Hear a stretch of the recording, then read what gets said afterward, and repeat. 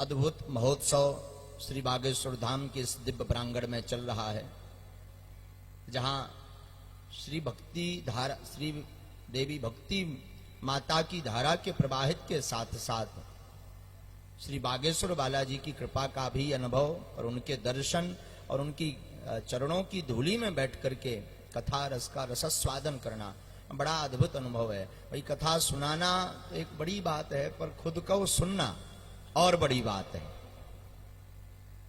और आज प्रातः काल से बार बार एक मंथन आ रहा था सरकार के, जब श्री चरणों से बैठे हुए थे सरकार के चरणों में, बालाजी के चरणों में, तो महाराज जी एक बार बार मंथन चल रहा था कि प्रभु की दया प्रदर्शन का विषय नहीं है, अपितु दर्शन का विषय है। प्रभु की कृपा प्रदर्शन का विषय नहीं और दर्शन का विषय है। और जिन दर्शनों के लिए बड़े बड़े देवता तरसते हैं, कथा रस स्वादन के लिए, महापुरुषों के दर्शन के लिए और भगवत वाणी को सुनने के लिए, ऐसा दर्शन कलयुग में सहज ही यत्र तत्र कथा के माध्यम से प्राप्त हो जाता। यही भगवत कृपा है।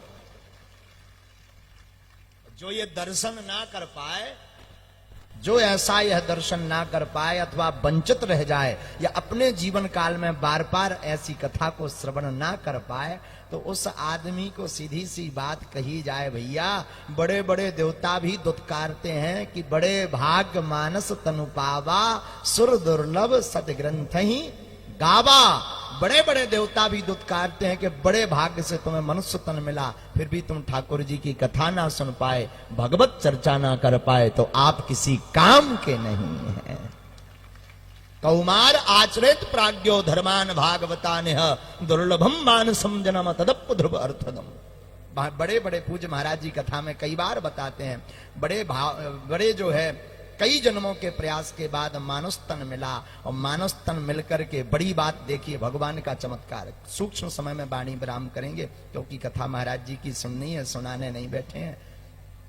पहला चमत्कार देखिए, लोग बागेश्वर धाम पे आते हैं चमत्कार के लिए, हम जय भी महाराज हमारी मन की बता दें, डेट बता दें, तारीख बता दें। अब देखिए पहला चमत्कार तो है कि 84 लाख योनियों में तुम्हें मानस तन मिला, पहला चमत्कार।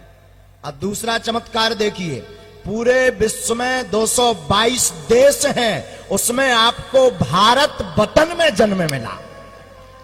ये दूसरा चमत्कार भगवान का।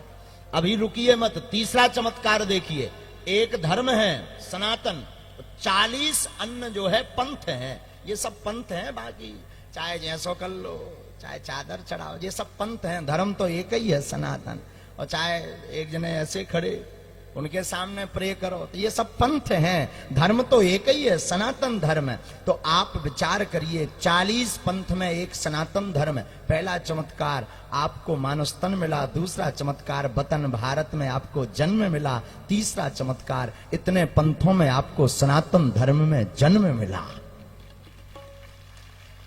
मान लीजिए तुम चाइना में होते, वो तो चिंग चोंग चाइंग चोंग करत फरत रहते, अब तक आंखें में चिंग चांग चाइंग चांग लगा होता है, तो राधे राधे गाते का।